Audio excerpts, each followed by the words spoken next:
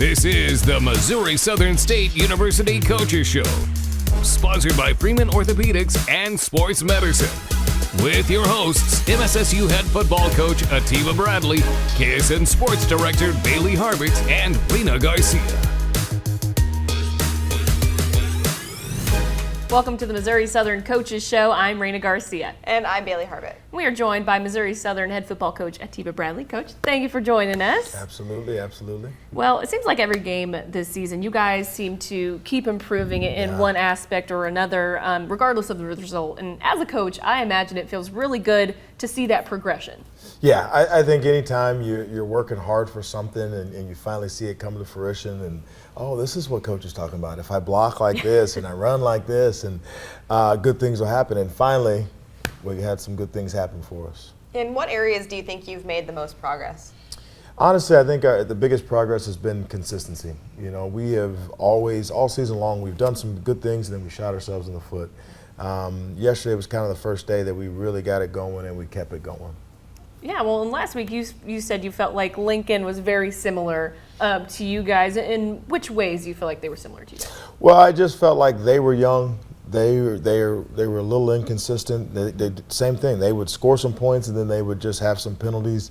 And so we were just kind of looking to get our stride and looking to out-execute them per se. Mm-hmm.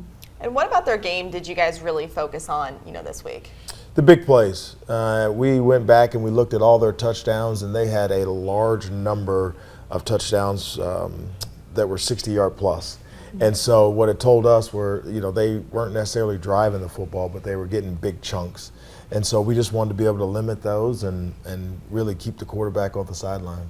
Yeah, well, let's take a listen to what you guys had to say as you prepared to face the Blue Tigers. The one thing that we're starting to see is our level of execution go up, and unfortunately, it took a minute to get it going, and I've talked about it before. This stuff takes time. The confidence definitely grows week by week. We show up every day. We try to be as consistent as we can. We work hard. We believe in each other, and it's just about building. Don't harp on the little things or things that don't go our way. It's just all about becoming better and helping the next group become better that's under us. We're learning, to adjust, and we've grown each week passing the ball. If you look at the numbers, right now we're just week by week waiting for that big moment to come. But I think we're gonna boom, pretty soon. We'll talk about speaking stuff into existence. You guys certainly had all the boom going on. We'll get to that soon enough. But your players really seem to have a good grasp on the concept of building this thing from the ground up. How has having their buy-in helped you to do that? Well, it just makes it easier. I think, when I first got here, everyone was, oh, he's going to recruit his own players. And when I got here, they're all my players now. Yeah. And so the more that they buy in, the easier it becomes to get things going. Those guys are going to be great examples for recruiting classes to come.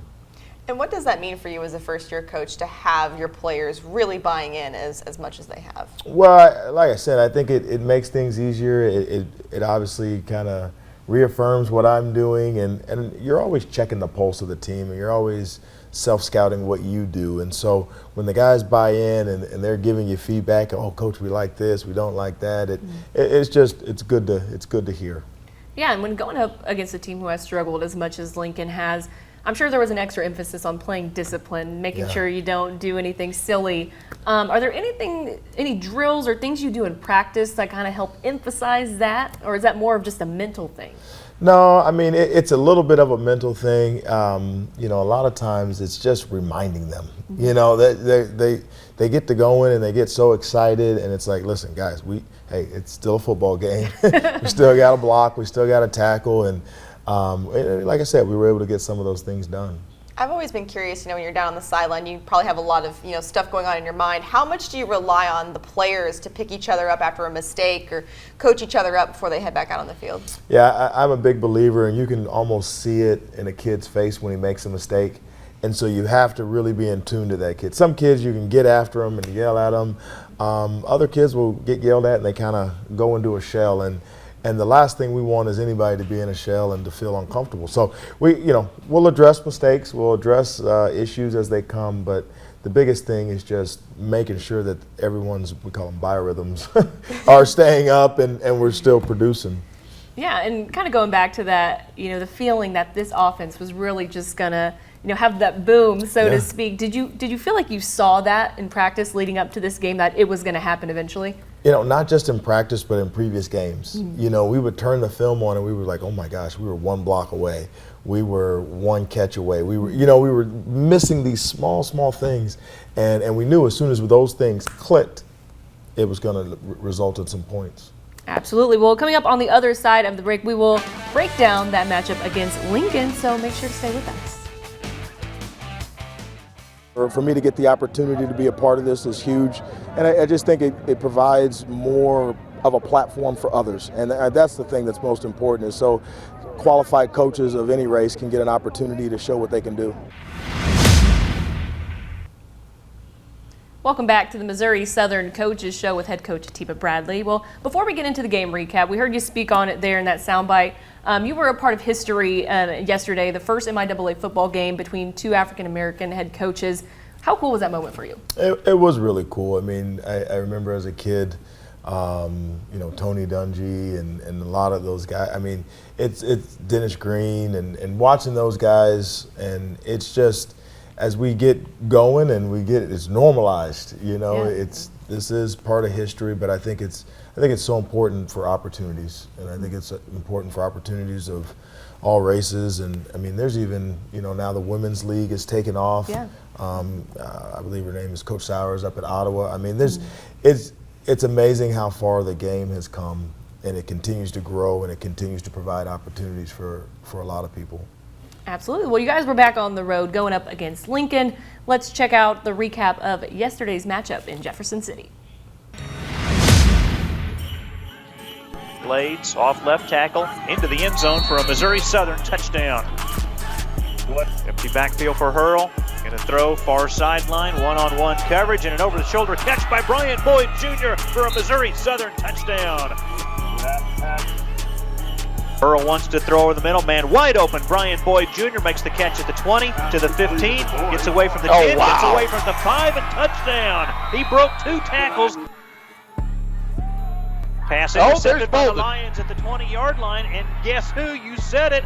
The interception return for a pick 6. Hurl to Brown, stutter step, slow to hit the hole, breaks a tackle at the 5, and he pushed into the end zone for a Missouri Southern touchdown.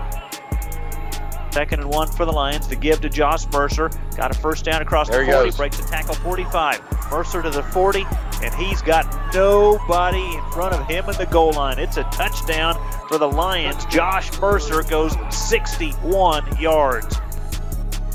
Pump fake, sets, looks. Going to throw deep on the far sideline. It hangs up, and it is caught by Brian Boyd Jr., and he is going to go all the way for his 3rd touchdown of the afternoon. This one from 72 yards.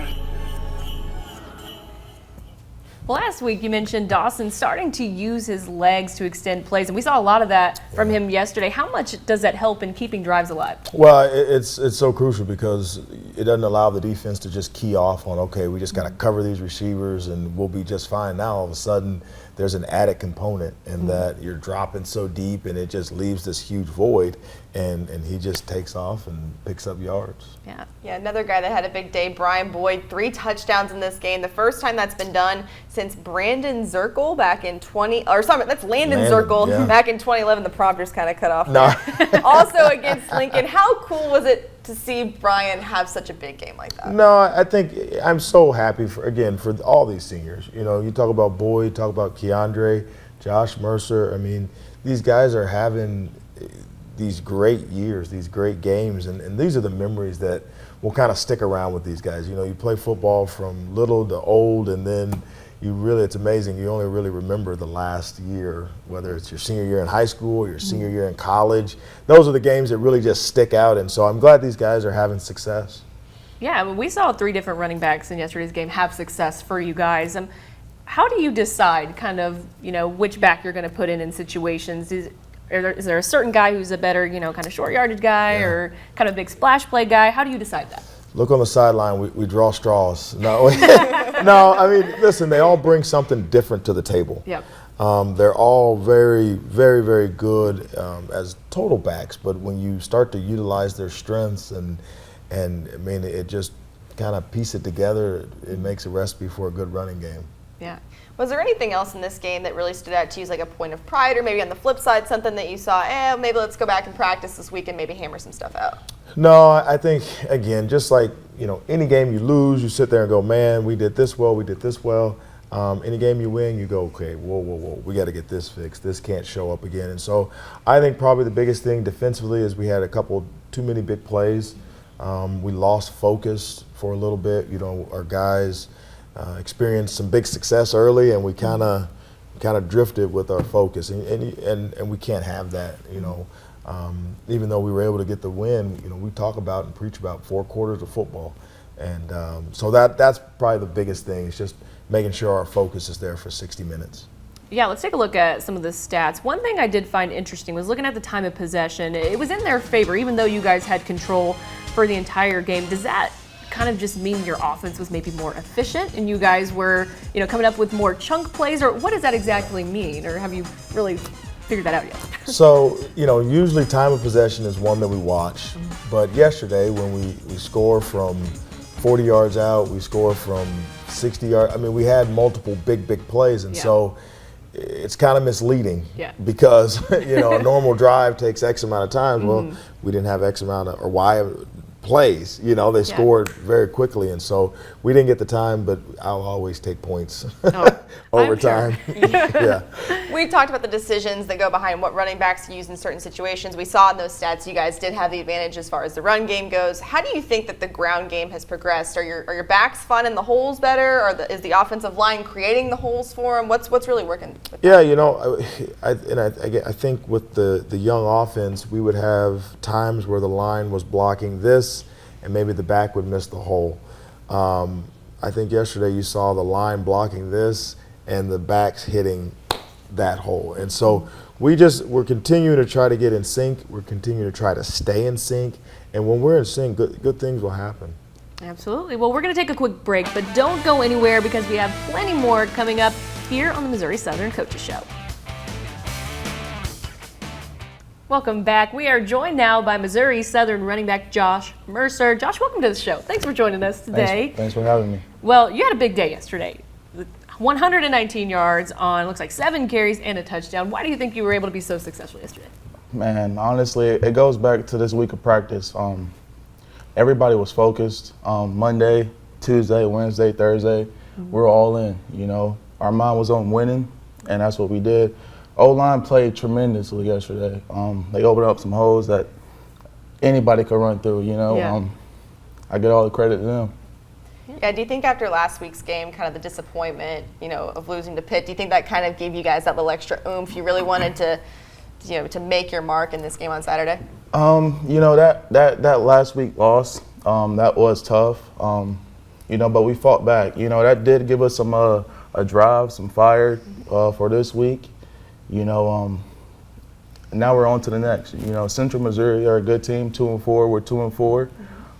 But we're going to have a good week of practice this week and see how it goes.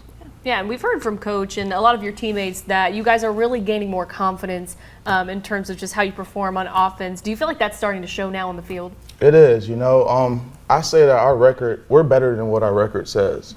We let some games slip away from us. But we are building. This program is getting better, and I can see that each week. Yeah, and when you guys win a game in such convincing fashion, I know that maybe this is one of the first blowout wins that you guys have had in quite a while. What does that do for a team's confidence to be like, okay, we can have these blowout games where we're the winners in this game? It does give us a bit of confidence, but also I can see in a lot of my teammates' eyes, we're still hungry. This win is just another win. There's 4 more things that we're capable of doing. And that did feel good, putting 50 on the board, though. It did. I bet. Well, Coach Bradley has talked about, how the seniors have had such a positive impact and leading by example. How does it feel to see your guys' leadership kind of rubbing off on the younger guys? We have about 18 to 19 seniors on our team, and a lot of young guys that are hungry and ready to listen. You know, this is my last year, and I'm trying to leave a legacy, leave a mark.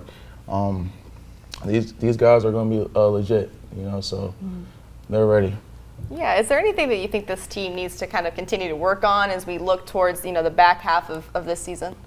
We just got to learn how to finish more. You know, we let a lot of games slip away from us in the fourth quarter, especially last week with the Pitt State game. But like I said, man, each week is a new week, and we're just going to continue to work hard. Yeah, we heard Coach Bradley talking a little bit about, you know, each one of the running backs on the team. You guys all have your different styles and strengths. What would you say is your style of running? What kind of running back are you? I do it all. You know, it doesn't really matter to me. But no, like I said, man, I wouldn't be the running back I am if it wasn't for my O-line. You know, they are doing their thing. You know, so I guess you can call me a speed back, power back. It doesn't really matter, but I give all the credit to them. Yeah, and we've seen running backs, you know, even quarterbacks, you know, getting things for their O-line, you know, kind of reminded them how special they are. Do you guys, as a running back crew, do you guys ever do anything for your O-line, kind of hype them up a little bit? We need to. We need to take them for a steak dinner. We need to take them out to eat, you know. But, no, just encouragement, you know. Hey, man, good job on that. You know, just little words here and there goes a long way, you know, so. Yeah, and how does it feel to kind of see it all come together? I know there's some times where the run game wasn't as potent maybe as you guys would have liked to, but it seems like every week it's getting stronger and stronger. And yesterday, I mean, it's like all of you guys ate yesterday. Everyone had a big game. How cool is that to see that play out? You know, it's good to see, you know, because, you know, football, some days are better than others. Some games are better than others. Nobody's perfect. They make mistakes, we make mistakes, but we have to play the next play, and that's what they do. Yeah, and I know that you guys probably just now turning your attention to UCM, but what can you kind of tell us about that team as far as the defense goes? What are some things that maybe have stood out to you guys that maybe you're going to want to try to focus on in that game on Saturday? Honestly, our focus has been on the past team, Lincoln. We haven't even gotten the film room yet, you know. So hey, I appreciate the honesty. That's good to know. Good to know. Yeah. Well, last question. We always like to ask the players this. Is there anyone that you kind of model your game after? Is there any pros or even other collegiate players that you like to kind of model your game after? Well, my favorite running back going up was Adrian Peterson. He's a little old now. But good choice, though. I mean, that guy's a beast. Yes, what are some of the things about his game that really stood out to you? Just how he ran, the toughness, you know, the agility, the speed, power. You know, those are the things that makes a good running back to me, you know. Yeah, well, you definitely displayed that yesterday. Some great play from you. Well, thank you for joining us. We appreciate having you. Well, don't change the channel because after the break, we'll look ahead to the matchup against Central Missouri, so stay with us. Welcome back to the Missouri Southern Coaches Show. Well, let's take a look at some scores from around the MIAA. Some good ones this week. Central Oklahoma rolled past Northeastern State 49-9, and Central Missouri getting the win over Emporia State 45-38. We had Washburn edging out Fort Hays in a close game 23-20. Pitt State falling just short to Northwest 22-19. Nebraska Kearney took care of business against Missouri Western 35-14. Coach, any of those scores kind of stand out to you today? The Central Missouri, and not just because they're our next opponent, but because they have started to put up video game numbers. You know, they went from scoring, I think, 16 in the first game to now all of a sudden the last two games they've put up plus 35 points, and that's impressive. Northwest Missouri had to come back in their game to win that one. So it's a good league. It's a good league. It's a fun league. So. Yeah, well, let's talk a little bit about Central Missouri. I mean, I think everyone expected them to be one of the powerhouses going into this season because they have been in the past. Now, they struggled a little bit early, but by all means, this is still a very good team who shows that they can win games. So what are you guys going to have to do to come out with a win?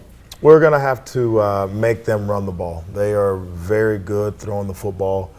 They do a very nice job in their protections. Again, you're looking at another quarterback that hasn't been sacked but a couple times. And so, again, that's a credit to Coach Sabota and his staff and coaching up the quarterbacks to get rid of the football. And then offensively, we got to be ready for whatever they throw at us. They are very multiple. They have a lot of fronts. They have a lot of coverages that can cause some issues. How important is it for you guys to be flexible in situations like that? Well, that's the name of the game. Everyone's got a plan until you get hit in the mouth with Muhammad Ali. And sometimes you go out there and you're thinking they're going to give us this coverage, they're going to give us this front, they're going to give us this offensive set, and then all of a sudden you get out there and that's not in their game plan. They decided to do something different. And so we got to be able to go in. We got to be able to go in and make adjustments and apply those to the game. Yeah, and getting a win here could really be a statement-making win for you guys. Yeah. How hungry would you say your guys are, and not only against UCM, but just getting a statement win this season? You almost got one over Pitt, but the door's open. You guys could get one by the time the season's over. Well, and we were fired up to get. We felt like UCO was a very good statement win, and so now I got to give the home people something. I was Mr. Boudreau reminded me on the radio that we haven't had a home win this season. And so, we've had tremendous support, and we hope for continued support. And so we got to give some wins at home. But no, at this point, man, I will take any MIAA victory I can get. They're all important. I look forward to racking them up. Yeah, there you go. And, do you think that the excitement around the program is kind of building as you guys continue to get these wins, and even the games you didn't win, the close games like the one with Pitt? Do you think that excitement's kind of starting to build around the team? Well, I think that excitement is an appreciation for how hard we play, and that's really what they're seeing. And so the next thing they need to see is, man, they play hard, and they're scoring points, and they're stopping people, and they're winning games. So I do feel the excitement building, and we just need to blow the lid off and get some W's at home.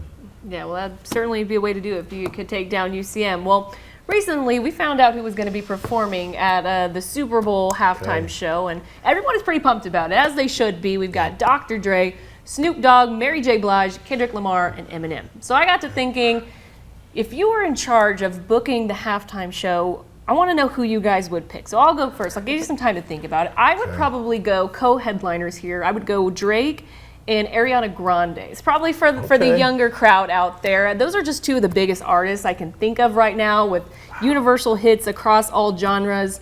That's who I would go with. Bailey, who would you book? I genuinely do not know. I have been thinking about it for the past half hour. I have no idea. It would probably have to be something that everybody would enjoy. I'm trying to think of like a band or something universally pretty beloved that everyone would really like. I'm drawing a complete blank. Because if you get it wrong, the people will let you know. Yeah, people have been very critical about halftime show performers. I'm one of those people, so I understand. So, Coach Bradley, I have to defer to you. Is there who would you pick? Because I genuinely do not know. Now, obviously the ones I would pick, I don't know that I know we can't get because they've passed. But I have heard Prince does an unbelievable concert. His sets were just people were blown away. And then obviously Michael Jackson, another guy that just blew it away. But no, I think the lineup they have going with Dre is going to be amazing. I mean, you have a mix of new and classics. For everybody. It really is. I'm excited to see it. It should be good. I mean, there have been some pretty good ones over the years. I have to think my favorite was probably the one with Beyonce, Bruno Mars, and I believe it was Coldplay. It was kind of like a triple headliner deal, but that was probably one of the best ones I've seen. I mean, you had it all. Is there any one that comes to mind for you guys that's one of your favorites? I liked the Shakira one. Oh, that was good. With J-Lo, yeah. And that was with her daughter too, right? Yeah, her daughter came up and sang. It was a really good one. Fun. I enjoyed that one quite a bit. I am ashamed to say this, but a lot of times, halftime is when I run to refill the snacks and the beverages. And so, but no, I mean, you could run it back with Timberlake and Janet Jackson. I mean, there's. We get a redo this time. We redo. No malfunctions. There you go. Well, that's going to do it for us here on the Missouri Southern Coaches Show. Coach, thank you for joining us. Absolutely. Thank you for tuning in, and we'll see you right back here next week. This has been the Missouri Southern State University Coaches Show, sponsored by Freeman Orthopedics and Sports Medicine.